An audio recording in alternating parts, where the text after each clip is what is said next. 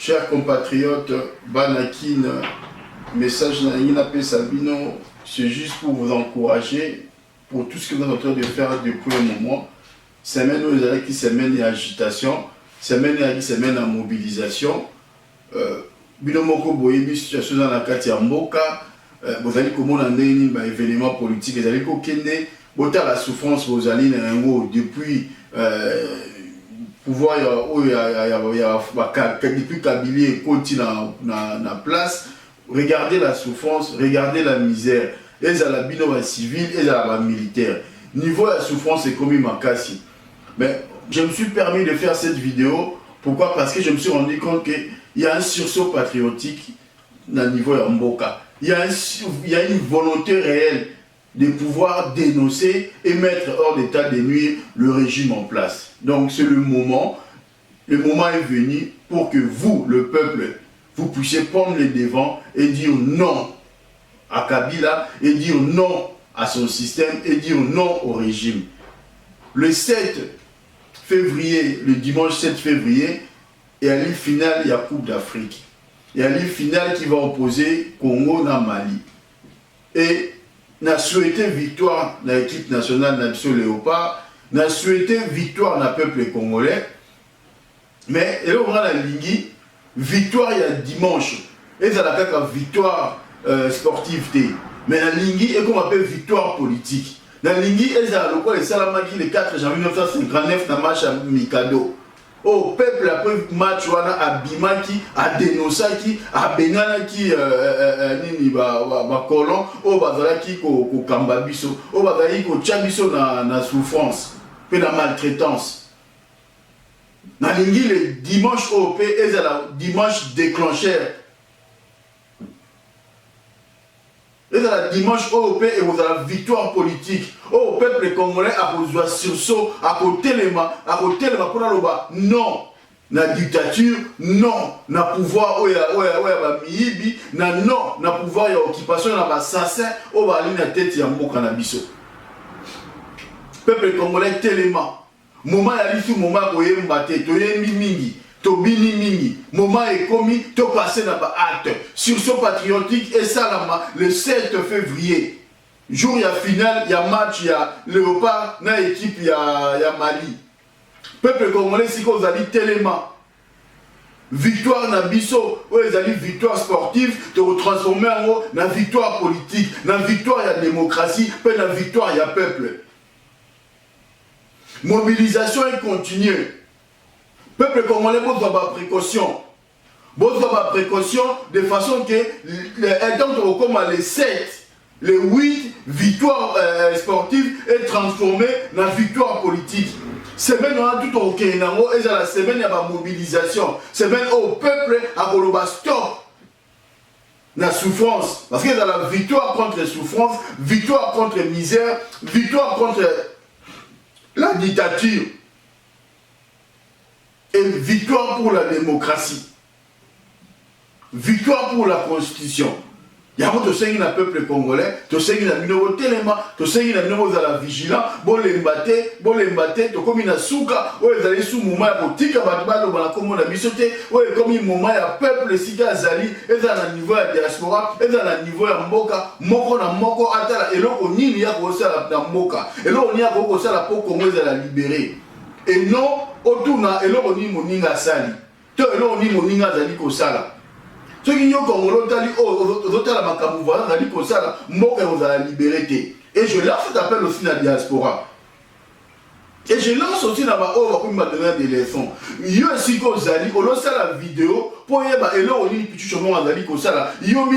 qu'est-ce que moi je fais ou qu'est-ce que moi je peux faire pour que le Congo soit libéré. Qu'est-ce que nous avons la libérer? Si tu penses que toi tu peux faire mieux, l'action est mieux au nous avons assez écrit, nous avons assez parlé. Et comme un moment il y a concrétiser les choses, comme un moment il y a action, comme un moment il y a acte. Et bah acte aux alliés néango et ali bah acte aux alliés symbolique à la niveau de la diaspora. Et comme bah acte comme il fait là où il y a le problème, tu peux te dire qu'il y a problème mes alliés. oyo amibengi leader na diaspora omobilize peuple oyo aza na Kinshasa abima libanda oyo amimoni ke ye abandaki koma na Paris asala video awa bato abandaki koma na Belgique asala video apesa message na peuple scandale pour peuple abima libanda. Et c'est là où il y a le problème. Biso la diaspora en gros tout ça a un problème parce que conscience patriotique les alliés déjà. Mais le roi de conscience patriotique, tu garder un mot pour la bisoté. Mais tu transformer conscience patriotique, voilà, dans la négo au bazali kuna. Tu transférer dans la négo au bazali kuna. Pour la négo au bazali kuna, bah comme un peu le comportement le la biso, bah agir peu le la biso. Et c'est ça qui va amener la victoire. Comment tu as dit que tu combat la liberté? Comment tu as dit que tu as na occupation? Ce qui occupation est loin, ce qui Kabila loin, qui est le nœud à problème na biso, tu rien à étape B, tu rien à étape C, tu rien à étape C. Tu peux brûler à étape T. Et sur ce, au peuple a commis dans le lelo, il faut accompagner le peuple dans sur ce où il y a zango. Parce que le peuple a yébi le quoi azali ko luka. Azali ko luka nini? Tu te poses la question, Mandeko Nangai.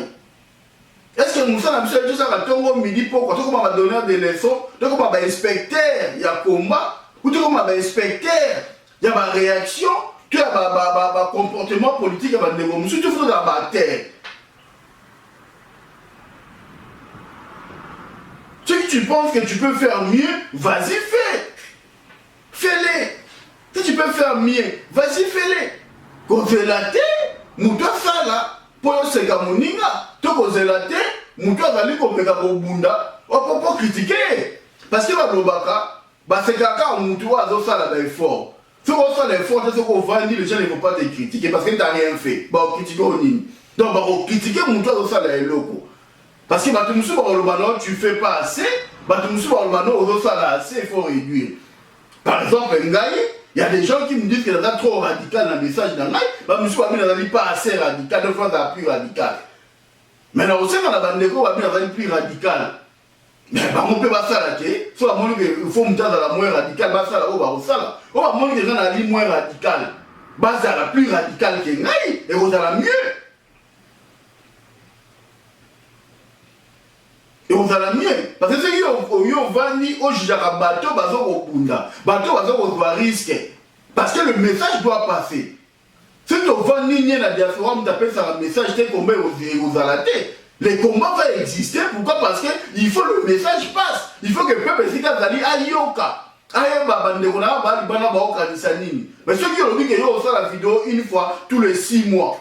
Au lieu de faire la vidéo une fois tous les 6 mois. Et les 5 mois, on peut pas avoir un message négatif. Parce que si on est dans la guide de l'opinion, si on veut transférer le message dans le barreau. Et le message, on peut savoir, on a dit le message sur le mois populaire. Le message, il y a peuple à Bimalibana, à doit devant, à doit les devant, à Benana pouvoir, ils allaient pour maltraiter. Message sur Nini, il y a ça.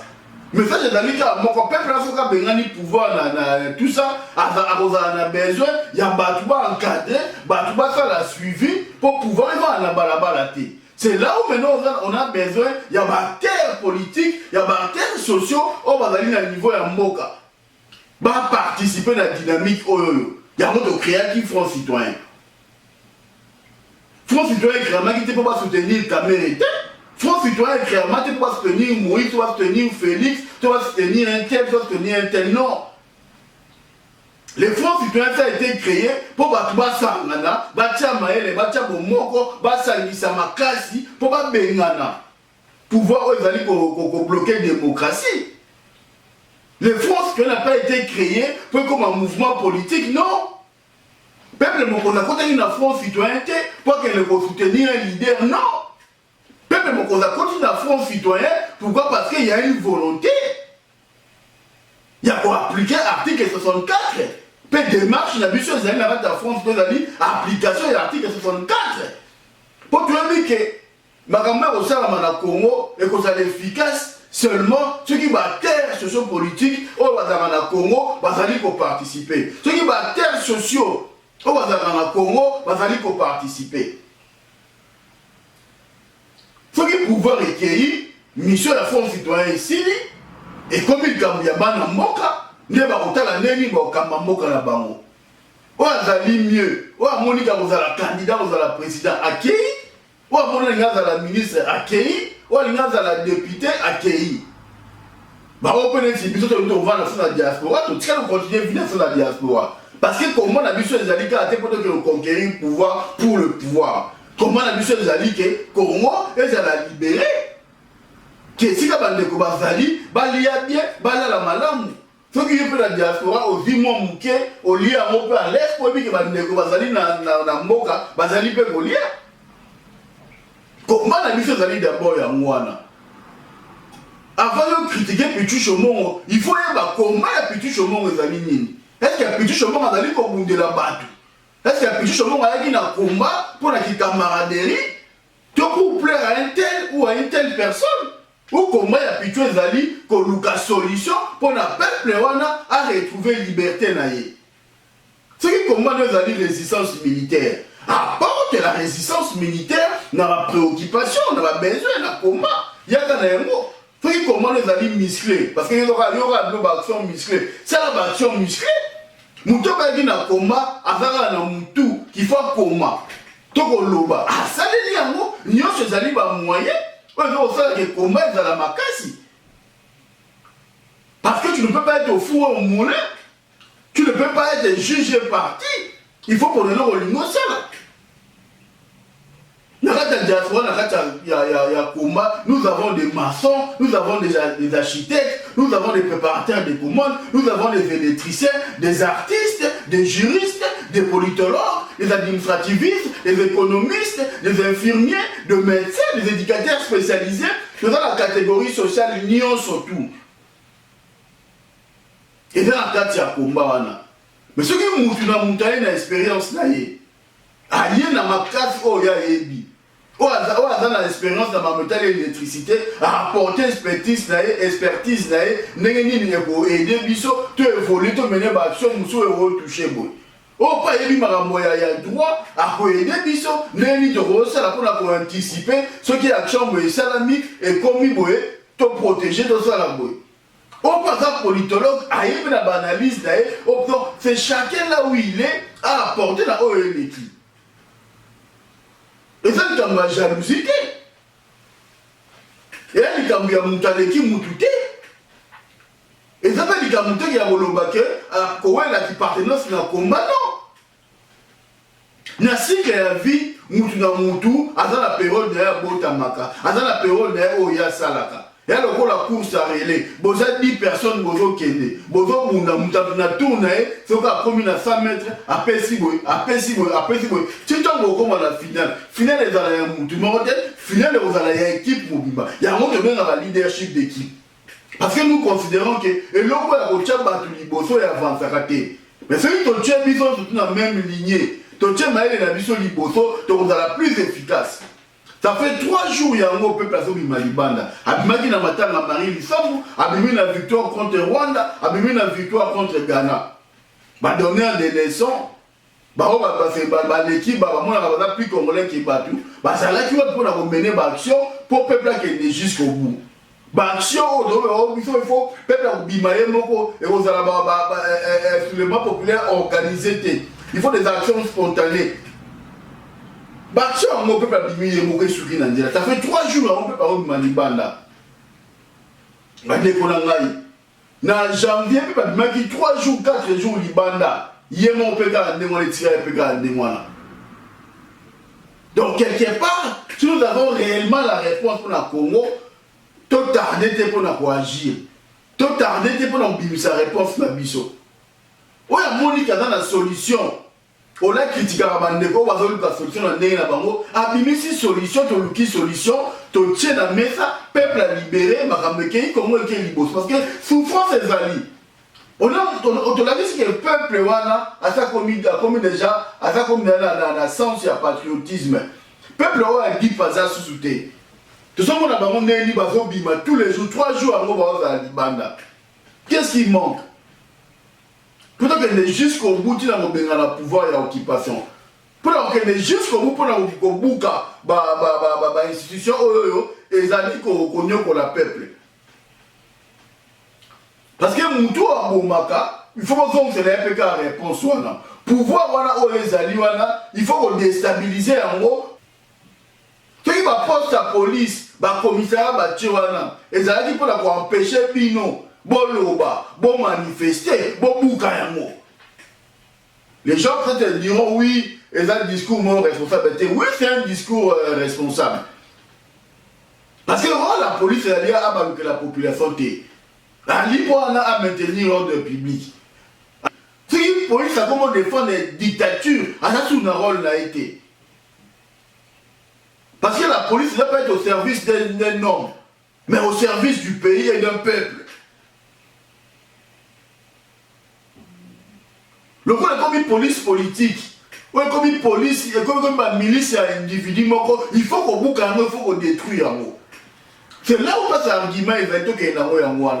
Donc on boucle un commissariat, parce que le commissariat, on est dans comme une milice privée, il y a Kabila. Donc on boucle une milice privée, on boucle un commissariat.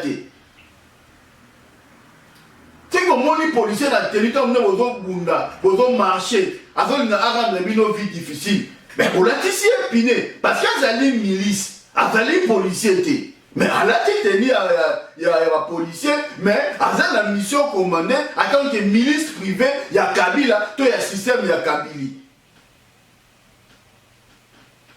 Quand il a venu dans nos vies que les policiers sont à la Kawana, avant la tenue, ce jour-là, vous moniez, toi, Zate, à quelle mission il y a en tant que milice, à quel policier. Parce que l'on a pour moi, policiers, moi, quand ils défendre les peuples. Militaires, moi, quand ils défendre les peuples. Tout est volé la face. Police, soit armée, tout ça, et arrive à une milice privée. Il y a des services spéciaux, il y a Kabila, il y a un système à Kabila. Et ça, pour défendre le peuple congolais.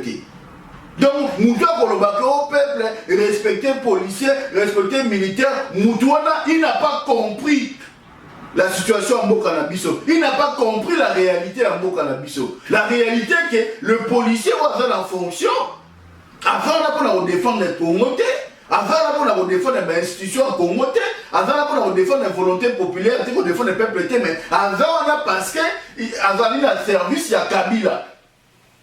C'est ça la réalité. Mais tu as vu que la mission de la policier, elle mettait à ordre, et elle protéger la personne et de leur bien. On est dans une formulation classique. La définition, il y a policier, il y a sécurité, mais dans la réalité, il y a dans la réalité, policier le Congo, militaire le Congo, mouta renseignement dans Congo, basali na service, au service, il y a Kabila. Pour protéger Kabila et sa famille ou sa bande. Afin pour avoir intérêt à PPT. Mais les policiers, les services de sécurité, les militaires, les Léona Kabila, les ennemis à peuple. Parce que Michel Normal Bossé a dit qu'ils vont détruire le peuple, ils vont affaiblir le peuple, ils vont anéantir le peuple. Il y a un autre lobby que le peuple soit à disposition au article 64 et PSIO. Parce que mission pour la police Léon au Congo, ils ont une violation de la constitution à Mboka. Mission au service de renseignement, ils ont une violation de la constitution à Mboka.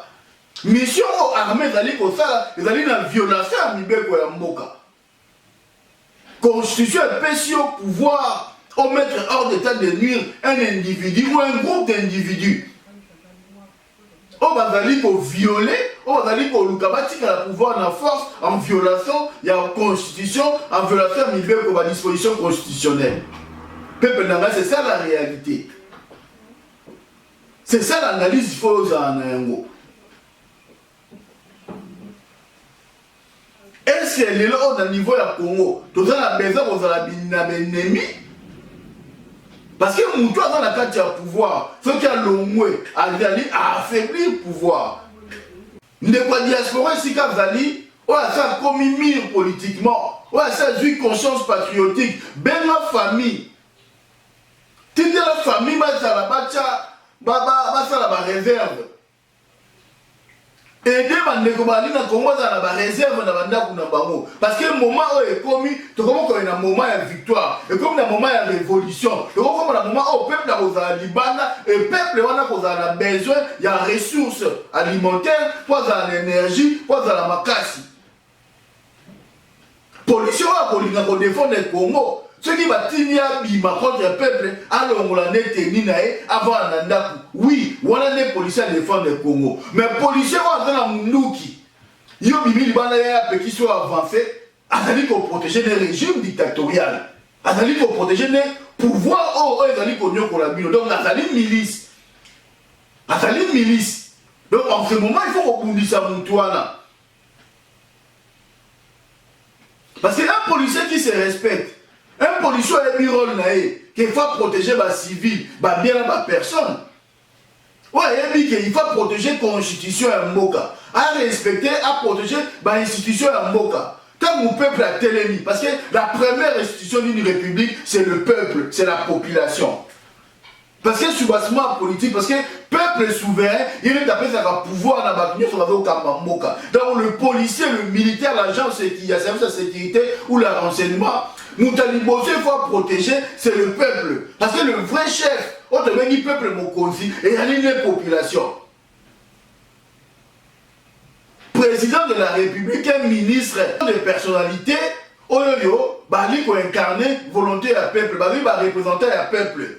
Mais ceux qui sont policiers, au protéger, représenter un peuple, qu'on les peuple et au pouvoir, c'est qu'il y a un problème.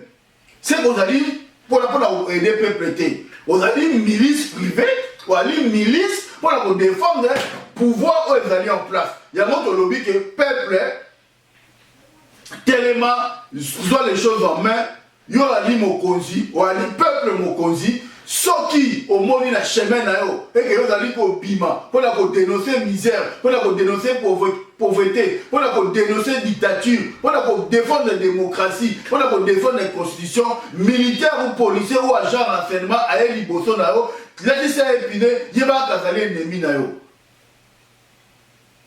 normalement ceux qui ont bimi il faut policier à se ranger derrière yo. Il y a des liboso, mais qui ne réalisent pas. Parce que il y a des qui va pouvoir être en place dans les Sikawana. Mais il y a des bima,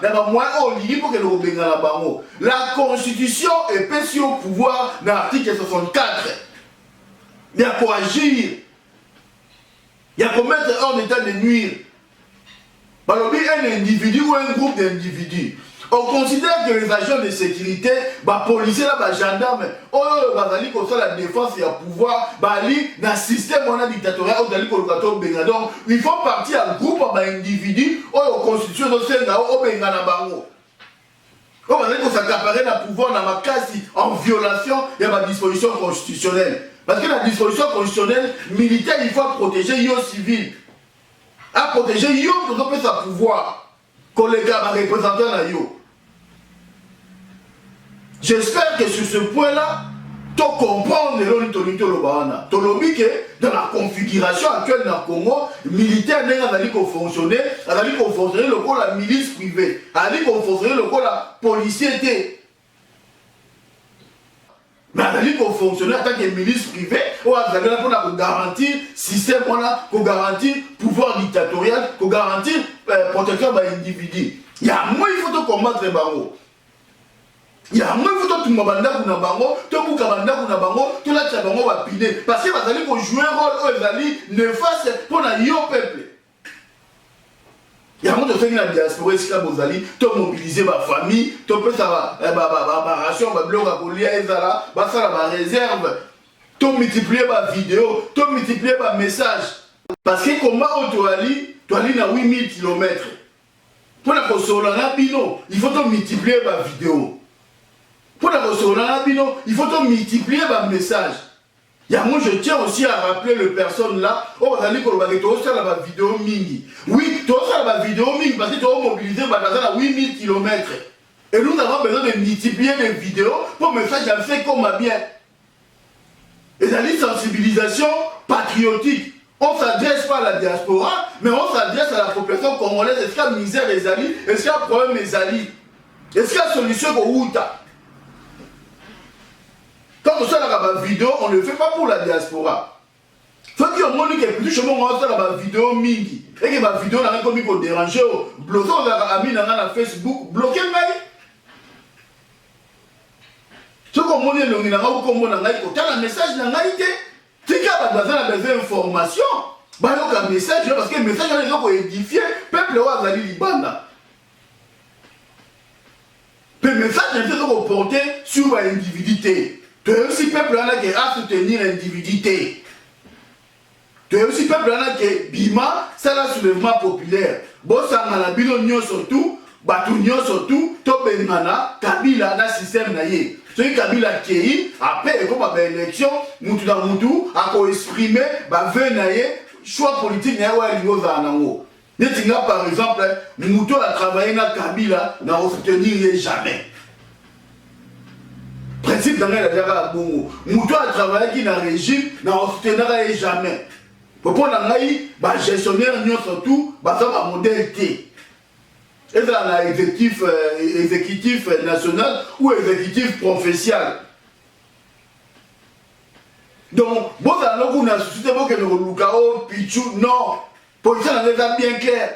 Nous avons soutenir un assassin, nous avons soutenir un voleur, nous avons soutenir un détourneur en bon côté. Nous n'avons jamais la vie dans la vie. Nous avons la probité morale. Et je vais veiller la probité morale dans la vie. Comme on a fait yo Congolais, on veille la probité morale dans yo.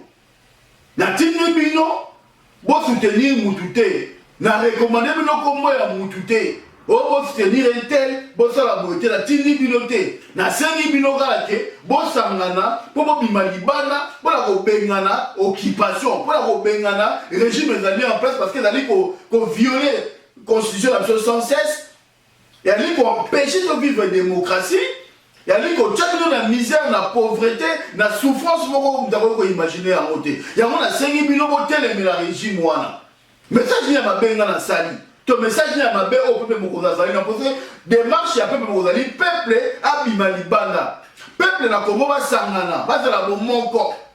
Bango nyonso, tu peux pas bengana, système en place, va bengana Kabila dictateur, na batunaye. Imposture aux amis on a beaucoup à la biso. Message ni à ma bébé pour qu'on a zali na yango. Totini bilo pour soutenir Moutouté.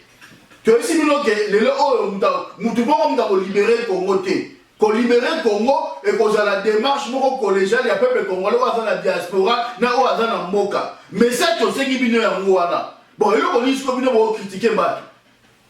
Yango to sengi ba policier o bazali na Congo. Bino va Koluka à tout prix élection. Vous n'êtes pas populaire, vous n'avez pas d'argent, vous n'avez pas d'armes pour vous sécuriser l'élection là. Vous avez le contrôle de la sanité. Techniquement, c'est impossible que l'élection soit là-bas. Mais tout le monde comprend pourquoi ils sont dans l'élection. À un moment, il faut que vous ayez le courage d'expliquer, de dire que techniquement, c'est impossible qu'il y ait des élections dans le délai constitutionnel. Il faut qu'on ait le courage de le dire ça, et d'expliquer ça à la population, et de justifier, d'expliquer à la population qu'il y a une mauvaise foi. Il y a eu un manque de volonté politique de la part du gouvernement actuel d'organiser les élections dans le délai constitutionnel, qui était l'acte de trahison. Si vous, les politiques, vous n'avez pas le courage de dire la vérité au peuple, de dire au peuple la vérité, qui dira la vérité à la population? Est-ce que vous avez aujourd'hui l'assurance de contrôler le fichier électoral? Je ne pense pas. Est-ce que vous avez aujourd'hui la possibilité d'assurer la sécurité de l'élection? Je ne pense pas.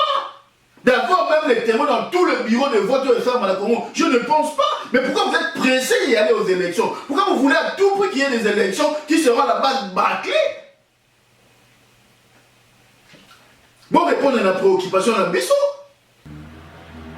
Oh, azali vrai leader dans les kilos. Bon, c'est un moment où il a leader, et c'est un moment où il a Moutouté, il a menacé. Et comme un moment où réellement, si vous allez leader, il faut l'oba pour la mabelle na yo. Il faut l'oba pour la peuple na yo. Il faut l'oba pour la patrie na yo. Au zonga simate, au bangate, au salaka la langue de boîte. Moi, il faut qu'on dise arrête dans la langue de bois. Il faut qu'on dise la vérité au peuple. Tu vas marcher, va monter. Toi, tu as l'hypocrisie. Toi, tu as démagogie. Tu vas défendre ma belle tina souka. Et tu vas défendre ma belle, n'est-ce pas mon intérêt à Moka. Ceux qui sont plus intelligents, vous allez plus stratèges que Batou. Mais les actions, ouais, quand tu apportes ta foi, action d'un biseau. Mais si jusqu'à preuve du contraire, tu es incapable de mener des actions, et quand tu apportes ta foi, action d'un biseau, va gagner, tu vas marquer, tu vas battre ma bunda. Nous t'avons guimacé, nous t'avons fait. Tu vas dans la porte de la loi. Moka oezalaka omenacé mutu ba saisir police au salibwe police a sali musala to lingi même si c'est de côté la Congo to lingi policier zané policier France a salaka nous d'ailleurs reporter plainte pour menacer policier a sali musala na etina suka to lingi policier na Congo azala ndengwana oh ba policier dans mangolo na Congo ce sont des milices privées qui ne sont pas là pour défendre le peuple mais tout le monde en a la France ils sont là pour défendre les intérêts d'un individu les intérêts d'un clan. Or, il faut que le peuple congolais, la Congo, te mettre hors d'état de nuire, à la fois la police et tous les services qui sont liés à ces régimes-là. Donc, le peuple congolais, policier ou aligné Bino, à Kobima la tenue, c'est pour combattre Bino. À Kovan Nanda Kounae, à Kolongo la tenue, à Kotika Bino pour manifester librement, à empêcher Bino, beaucoup de la destruction fidèle, nous allons bien dans le pouvoir. Mais si la police commence à vous empêcher, il faut agir avec brutalité aussi. Et dans les combats, il n'y a que la brutalité qui prime. Dans le combat, c'est le rapport de force. C'est la brutalité. Faut qu'il pouvoir attirer la charge parce qu'il veut vivre dans la brutalité pour déstabiliser Bino. Alors, il faut faire la pétrole moulangi, tu sais, mettre. Bon, on va piner, on va multiplier, on va piner. Bon, on va monter.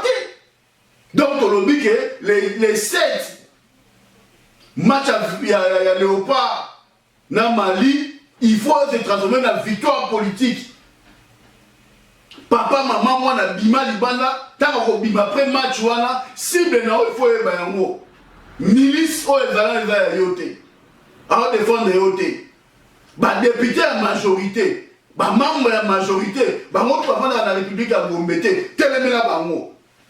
Si bon yoka message na biso bon joie conscience bon comprendre qu'avenir na bino et dans ma boko na bino mutakole na o soutenir leader na moment oyo yeba que mutona lingi Congo te muto lingi Congo a kotinda yo banao bon sangana pour ça en grand nombre pour bon bengana ennemi pour bon bengana occupation. Bon, ben, dans la dictature, dans la Mboka. Et c'est le message qu'aujourd'hui, un responsable politique, un acteur social a opéré ça au Yangouana. Soit commis soutenir un tel, l'ingam moutube, pour moutouba salakaboué, pour moutouba zaboué, pour moutouba kenaïwe, pour moutouba kombo naïboué. Il n'y a pas comme moutouana l'ignoté. Moutouana l'ignoté congoté. Il y a un mot de élucide au peuple congolais. Sur ce patriotique, bon Nasuka, to sepeli 3 jours d'affilée, bon la qui c'est que vous comme vaillant, bon la qui c'est que vous comme patriote. Bon répéter, événement, bon répéter en janvier 2015. Bon la qui c'est encore une fois vous avez l'ombe. To affaire na bino, ya moto sengi bino bon ça la tête le 7 dimanche le 7 et dans le déclenchement, il y a soulèvement populaire effectif. Et de la victoire politique. Bon, transformer une victoire sportive en victoire politique. Bon, quoi est sa dictature? Bon, défendre la démocratie. Bon, ben, on a battu, on a le pouvoir. Il y a la milice privée là-bas. Fait que les policiers, on va aller réellement pour le peuple. Bah, robimate, bah, on va aller on va venir na bino soka zate to bomona tia bimagi na tomo na teni bo bokina kunae bo banga mutute et le message est ça ngwana celui qui est réellement policier pour la mboka avant nanda kunae ou ça militaire pour la mboka avant ozalanda kunae on considère que oh toi ko bimalibana mikolo azali milice privée. Ils sont des mercenaires qui sont venus pour détruire la population, pour tuer la population. Encore une fois, merci na peuple congolais à Tamo Pessingaï.